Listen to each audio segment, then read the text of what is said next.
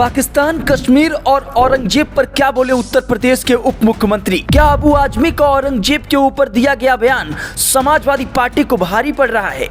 ऐसा इसलिए क्योंकि अबू आजमी के बयान पर अब समाजवादी पार्टी चौतरफा घिरी हुई नजर आ रही है। ब्रजेश पाठक उत्तर प्रदेश के उप मुख्यमंत्री वाराणसी पहुंचे थे और उस दौरान उन्होंने विदेश मंत्री एस जयशंकर के पाकिस्तान अधिकृत कश्मीर पीओके को लेकर दिए गए बयान का समर्थन किया और महाराष्ट्र के समाजवादी पार्टी यानी सपा विधायक अबू आजमी के औरंगजेब पर विवादास्पद बयान की कड़ी आलोचना की और इसके साथ ही उन्होंने सपा पर जमकर हमला बोला और पार्टी से माफी भी मांगने को कही।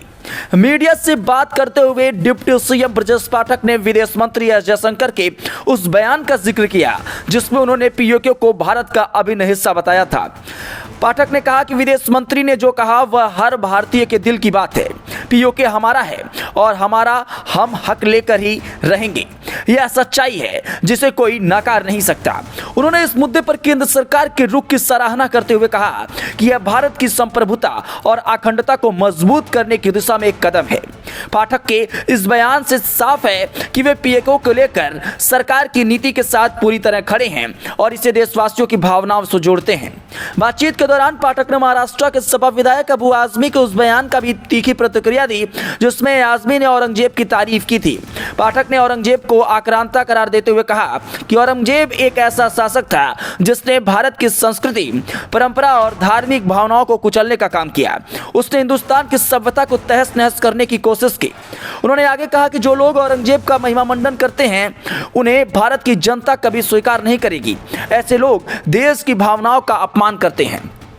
डिप्टी सीएम ने समाजवादी पार्टी पर निशाना साधते हुए अबू आजमी के बयान को पार्टी की सोच से जोड़ा। उन्होंने कहा कि अबू आजमी का बयान निंदनीय है और यह सपा की मानसिकता को उजागर करता है। समाजवादी पार्टी को देश की जनता से इसके लिए माफी मांगनी चाहिए। इतना ही नहीं, पाठक ने सपा नेतृत्व के अबू आजमी पर सख्त कार्रवाई करने के